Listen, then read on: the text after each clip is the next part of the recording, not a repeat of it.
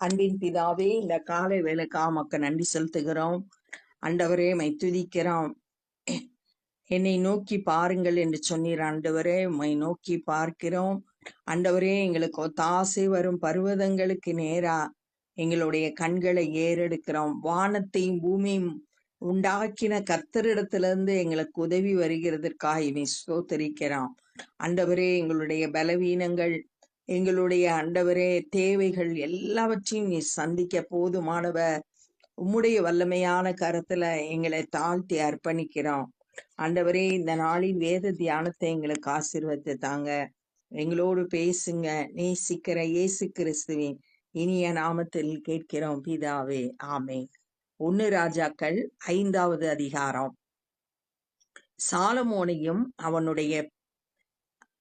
சாலமோனை அவனுடைய பிதாக்களின் ஸ்தானத்தில் ராஜாவாக அபிஷேகம் பண்ணினார்கள் என்று தீருவின் ராஜாவாகிய ஈராம் கேள்விப்பட்டு தன் ஊழியக்காரரை அவனிடத்தில் அனுப்பினான். தீருவோட ராஜா ஈராம், அவன் தாவீதோட நல்ல சிநேகிதனாய் இருந்தான். 2 சாமுவேல் 5வது அதிகாரத்துல 11வது வசனம். தீருவின் ராஜாவாகிய ஈராம் தாவீதினிடத்தில் ஸ்தானாதிபதிகளையும் கேதுரு மரங்களையும் தச்சரையும் கல் தச்சரையும் அனுப்பினான். அவர்கள் தாவீதுக்கு ஒரு வீட்டை கட்டினார்கள் அப்படின்னு சொல்லிட்டு சொல்லப்பட்டிருக்கு. அப்ப தாவீது தன்னுடைய வீட்டை கட்டும்போது ஈராம கூப்பிட்டு அவன்கிட்ட இருந்து தச்சர்கள், வேலை செய்யறவங்க, மரங்கள் எல்லாம் பெற்றுக்கொண்டு தன்னுடைய வீட்டை கட்டினத இங்க சொல்ல இருக்கு. இப்ப தாவீதின் குமாரனாகிய சாலமோன் ராஜாவாயிட்டான் அப்படின்றத கேள்விப்பட்ட உடனே தன் ஊழியக்காரரை அவனிடத்தில் அனுப்புகிறான். ஈராம் தாவீதுக்கு சகல நாளும் சிநேகிதனாய் இருந்தான். 2 பேரும் ரொம்ப சிநேகிதர்கள், தாவீதும் ஈராமும். ஈராம் தீருவோட ராஜா, புறஜாதியை சார்ந்த தீருவுடைய ராஜா. ஆனா இந்த தேசம் இஸ்ரவேல் மக்களுக்கு வாக்கு பண்ணப்பட்ட தேசம். அப்பொழுது சாலமோன் ஈராமின் இடத்தில் ஆட்களை அனுப்பி, என் தகப்பனாகிய தாவீதின் சத்துருக்களை கர்த்தர் அவனுடைய பாதங்களுக்கு கீழ்ப்படுத்தி விடும் அளவும் அவர்களை தம்மை சுற்றிலும் செய்கிற யுத்தத்தினால் அவர் நம்முடைய தேவனாகிய கர்த்தருடைய நாமத்திற்கு ஆலயத்தை கட்ட அவருக்கு கூடாதிருந்தது என்று நீர் அறிந்திருக்கிறீர். சாலமோன் இப்ப ஈராம்கிட்ட ஒரு ஆள் அனுப்பி பேசுறான். எங்க அப்பா கர்த்தர் தான் சத்துருக்களை அவருக்கு கீழ்ப்படுத்தினார். ஆனா நிறைய யுத்தம் செய்ததுனால அவனால தேவாலயம் கட்ட முடியாது அப்படின்னு சொல்லிட்டு. ஏன்னா ஏற்கனவே தாவீது தீர்க்கதரிசிய கூப்பிட்டு கேட்பாரு, நான் ஆலயம் கட்ட போறேன் அப்படின்னு சொல்லிட்டு கேட்கும்போது, நீ மனசுல இருக்கப்படி கட்டு அப்படின்னு முதல்ல சொல்லுவாரு தீர்க்கதரிசி. ஆனா அதுக்கப்புறம் ஆண்டவர் அவரோடு பேசி அந்த தீர்க்கதரிசி சொல்லுவாரு, நீ ஆலயம் கட்ட முடியாது, ஏன்னா நிறைய யுத்தம் செய்து ரத்தம் சிந்தினதுனால ஆலயம் கட்ட முடியாது அப்படின்னு ஏற்கனவே அதை நீர் அறிந்திருக்கிறீர், அவருக்கு கூடாதிருந்தது.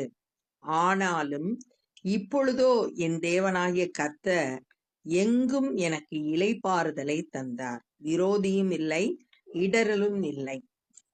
சாலமோன் நாட்கள்ல எல்லா இடமும் சமாதானமா இருந்துச்சுன்னு 4வது அதிகாரம் 24வது வசனத்துல நம்ம பார்த்தோம். அதே மாதிரி இங்க இளைப்பாறுதலை கர்த்தர் கட்டளையிட்டார், விரோதி இல்ல, இடையூறு இல்ல. ஆகையால் நான் உன் ஸ்தானத்தில் உன் சிங்காசனத்தின் மேல் வைக்கும் உன் குமாரனே என் நாமத்திற்கு ஆலயத்தை கட்டுவான் என்று கர்த்தர் என் தகப்பனாகிய தாவீதினிடத்தில் சொன்னபடியே. அதனால நீ ஆலயம் கட்ட முடியாது, உன்னுடைய மகன் அந்த ஆலயத்தை கட்டுவான் அப்படின்னு ஆண்டவர் சொன்ன வார்த்தையின்படி என் தேவனாகிய கர்த்தரின் நாமத்திற்கு ஆலயத்தை கட்ட வேண்டும் என்று இருக்கிறேன்.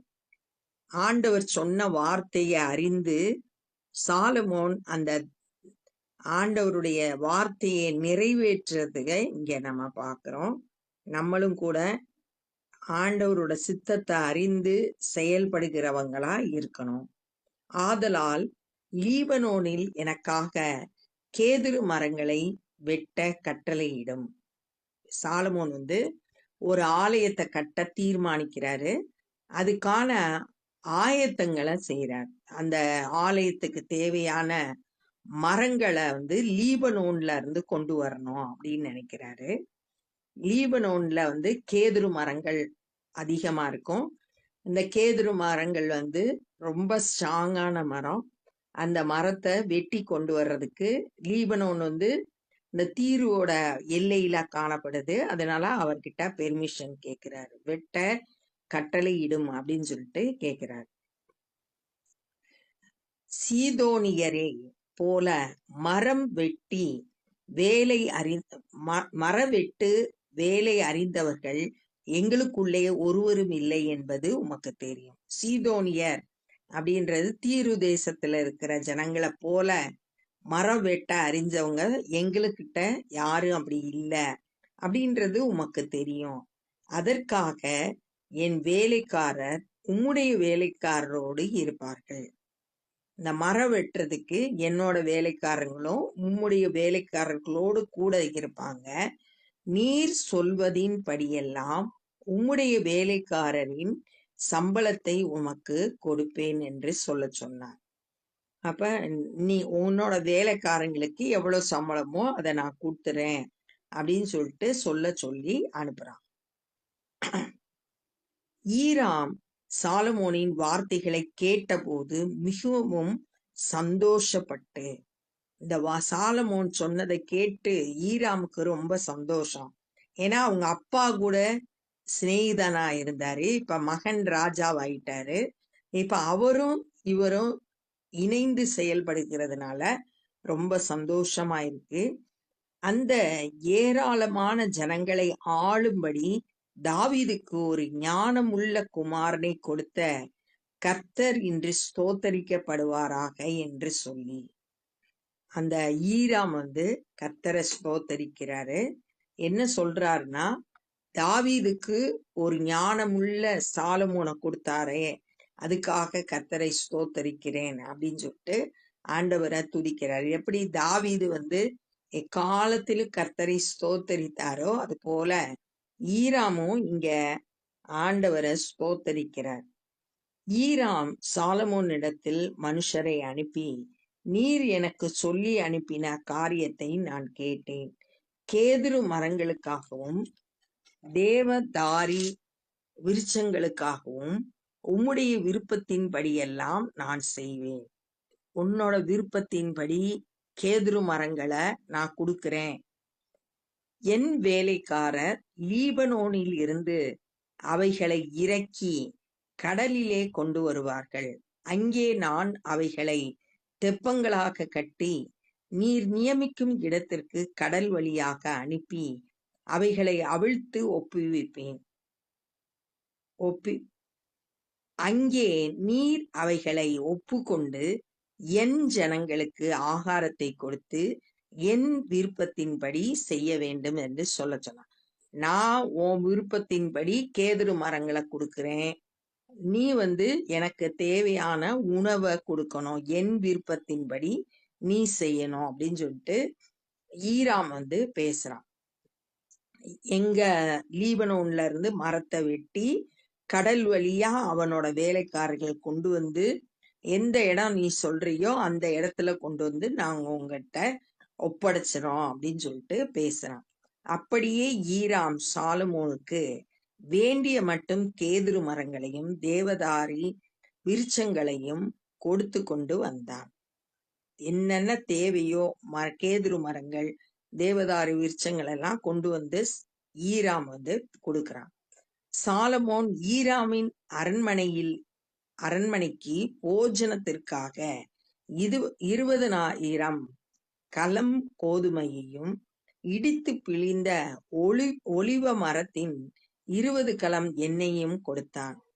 அவன் மரம் கொடுக்கறதுக்கு பதிலா இவன் பழைய ஏற்பாட்டு நாட்கள்ல பொருட்களை கொடுத்து இன்னொரு பொருட்களை வாங்குற முறை இருந்தது. அந்த மாதிரி இவங்க 20,000 கலம் கோதுமை, ஒலிவ மரத்துல இருந்து பிழிந்த எடுக்கப்பட்ட ஒலிவ எண்ணெய் 20 கலம் இத கொடுக்கிறான். இப்படி சாலமோன் ஈராமுக்கு வருஷாந்திரம் கொடுத்து வந்தான். ஒவ்வொரு வருஷமும் சாலமோன் இத கொடுத்து வந்தான். கர்த்தர் சாலமோனுக்கு சொல்லி இருந்தபடியே அவனுக்கு ஞானத்தை தந்தருளினார். ஈராமுக்கும் சாலமோனுக்கும் சமாதானம் உண்டாயிருந்து இருவரும் உடன்படிக்கை பண்ணி கொண்டார்கள். 2 பேருக்கும் நல்ல ஒரு சமாதானமான சூழ்நிலை இருந்துச்சு. 2 பேரும் உடன்படிக்கை பண்ணிக்கிட்டாங்க. கர்த்தர் சாலமோனுக்கு என்ன சொன்னார்னா, ஞானமுள்ள இருதயத்தை உனக்கு தர்றேன் அப்படின்னு சொன்ன மாதிரியே ஆண்டவர் அவனுக்கு ஞானத்தை கொடுத்திருந்தார். ராஜாவாகிய சாலமோன் இஸ்ரவேல் எல்லாரிலும் ஊழியத்திற்கு 30,000 அமைஞ்சி ஆட்களை பிடித்தான்.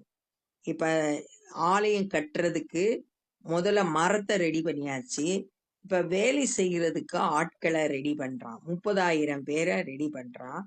அவர்களில் ஒவ்வொரு மாதமும் 10,000 பேரை மாற்றி மாற்றி லீபனோனுக்கு அனுப்பினார். ஃபர்ஸ்ட் ஒரு 10,000, அடுத்து 10,000, அடுத்து 10,000 பேரை அனுப்புறான், லீபனோனுக்கு அனுப்புறான். அவர்கள் 1 மாதம் லீபனோனிலும் 2 மாதம் தங்கள் வீடுகளிலும் இருப்பார்கள்.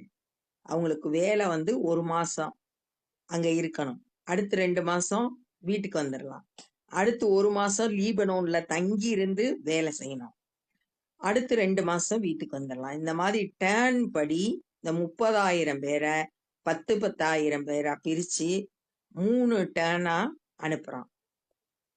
அதோனிராம் அந்த அமைஞ்சி ஆட்களின் மேல் விசாரிப்புக்காரனாய் இருந்தான்.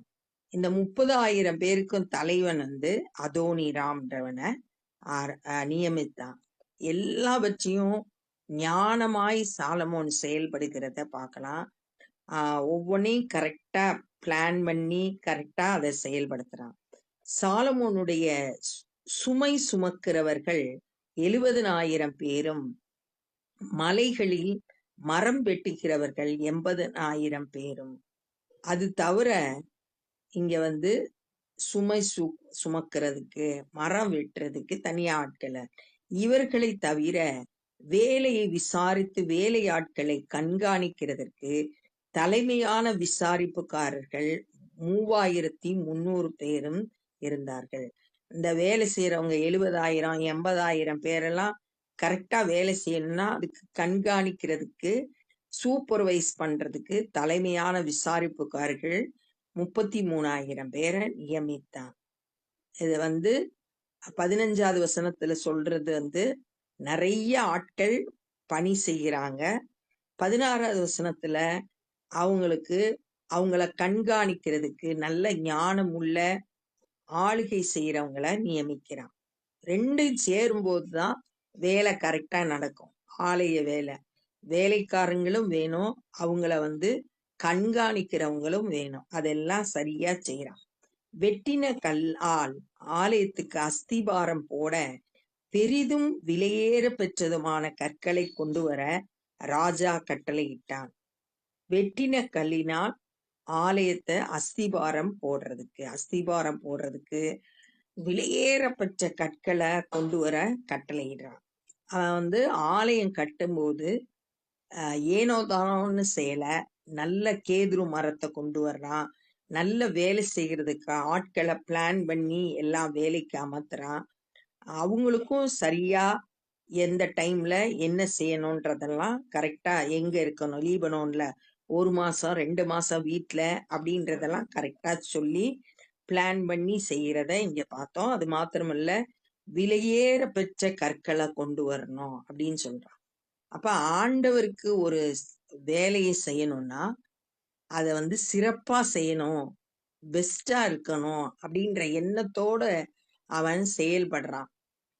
அது மாதிரி நம்மளும் ஆண்டவருக்காக நம்மகிட்ட இருக்க விலையேற பெற்றதை கொடுக்கறதுக்கு நம்ம ஆயத்தமா இருக்கணும். எப்பயும் பெஸ்டா தான் ஆண்டவருக்கு கொடுக்கணும். சாலமோன் மாதிரி ஆலயத்தை கட்ட சாலமோனின் சிற்ப ஆசாரினா பில்டர்ஸ், கட்டடம் கட்டுறவங்க. ஈராமின் சிற்ப ஆசாரிகளும் கிபலி ஊராரும் அந்த மரங்களையும் கற்களையும் வெட்டி ஆயத்தப்படுத்தினார்கள். ஆலயம் கட்டுறதுக்கு மரம், கல்லு இதெல்லாம் ஆயத்தம் பண்றாங்க. ஆலயம் கட்டுறதுக்கு முன்னாடி தேவையான பொருட்களை ஆயத்தப்படுத்தி ரெடி பண்றாங்க. அப்ப இந்த நாள்ல நம்ம என்ன கற்றுக்கொண்டோம்னா, சாலமோனு ராஜாவாயிட்டான்றத தெரிஞ்சு தீருவோட ராஜாவாகிய ஈராம் ஆட்களை அனுப்புறான். அடுத்து சாலமோன் தன்னுடைய ஆட்களை அனுப்பி எங்க அப்பா கர்த்தருடைய நாமத்தினால ஆலயம் கட்ட விரும்பினாரு. ஆனா அவரால் முடியல, ஏன்னா அவர் யுத்தம் பண்ணினதுனால. ஆனா ஆண்டவர் சொன்னபடி இப்போ நான் ஆலயத்தை கட்ட போறேன் அப்படின்னு சொல்லிட்டு, எனக்கு ஆலயம் கட்டுறதுக்கு தேவையான லீபனோன்ல இருக்க கேதுரு மரங்களை கொடுக்கணும் அப்படின்னு சொல்லிட்டு சொல்றான். ஈராம் இத கேட்ட உடனே ரொம்ப சந்தோஷமா இருந்தா. தாவீதுக்கு இப்படி ஒரு ஞானமுள்ள குமாரனை கொடுத்ததுக்காக கர்த்தரை ஸ்தோத்தரிக்கிறேன்னு சொன்னாரு. அடுத்து ஈராம் சாலமோன்ட்ட நீ கேட்ட கேதுரு மரங்களை நான் உனக்கு உன்னுடைய விருப்பத்தின்படி கொடுக்கிறேன். ஆனா நீ அதற்கு பதிலா எனக்கு வேண்டிய ஆகாரத்தை கொடுக்கணும் அப்படின்னு சொல்லிட்டு, என்னுடைய விருப்பப்படி கொடுக்கணும் அப்படின்னு சொல்லிட்டு சொல்றான்.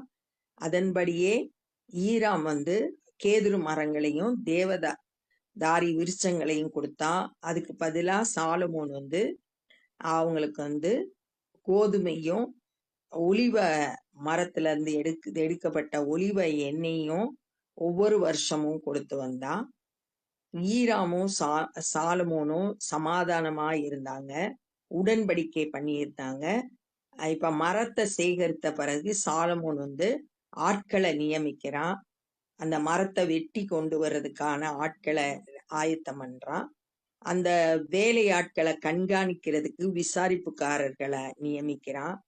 அதுக்கப்புறம் ஆலயத்துக்கு அஸ்திபாரம் போடுறதுக்கு விலையேற பெற்ற பெரிதான கற்களை கொண்டு வர்றதுக்கு கட்டளையிட்டான். சாலமோனோட பில்டர்ஸும் ஈராமோட பில்டர்ஸும் இணைந்து செயல்பட்டாங்க. கற்களையும் மரங்களையும் வெட்டி ஆலயத்துக்கு ஆயத்தப்படுத்தினாங்க அப்படின்றத இந்த நாள்ல தியானித்தோம். இப்ப நம்ம ஜெபம் பண்ணுவோம். அன்பின் பிதாவே, இந்த நாள்ல நாங்க கற்றுக்கொண்ட அந்த வேத பகுதிக்காய் நன்றி செலுத்துகிறோம். ஆண்டவரே மை துதிக்கிறோம். சாலமோன் ஆண்டவரே மக்க ஆலயம் கட்டும்போது பெஸ்டானதை கொடுக்கணும்னு எப்படியெல்லாம் முயற்சி செய்தார் அப்படின்றத நாங்க தியானித்தோம். அது போல நாங்களும் மக்கு ஆண்டவரே அப்பா விலையேற பெற்றதும் எங்களிடத்துல ஆண்டவரே அப்பா காணப்படுகிற விலையேற பெற்றதை உமக்கென்று கொடுக்க எங்களை ஒப்பு கொடுக்கிறோம். ஆண்டவரே ஸ்தோத்திரம். ஆண்டவரே துதிக்கிறோம். உண்மை ஆண்டவரே நாங்க கனம் பண்ணுகிறவர்களாய் காணப்பட கிருபை செய்யுங்க. ஆண்டவரே சாலமோனை போல ஞானமாய் ஒவ்வொரு காரியத்தையும் செயல்படுத்த கிருபை செய்யுங்க. ஆண்டவரே இந்த நாள்ல சுவிசேஷ பணி செய்கிற ஒவ்வொருவரையும் உடைய கரத்துல எடுத்து பயன்படுத்துங்க.